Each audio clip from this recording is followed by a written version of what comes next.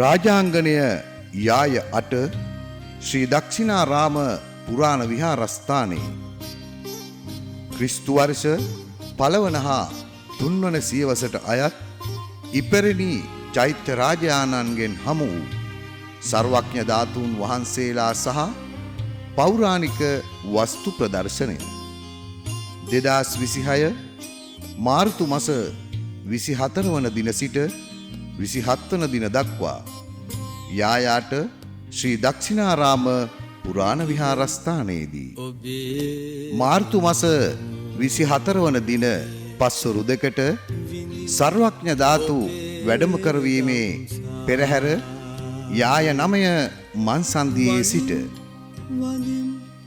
සවස 7ට අනුරාධපුරය කටුකැලියාව මහා විහාර ධර්මාධ්‍යාපන පීඨාධිපති පූජ්‍යපාද මහව ඥානාලෝක ස්වාමිපාදයන්න් වහන්සේගේ සුමధుර ධර්මදේශනය මාර්තු 25 වන දින සහ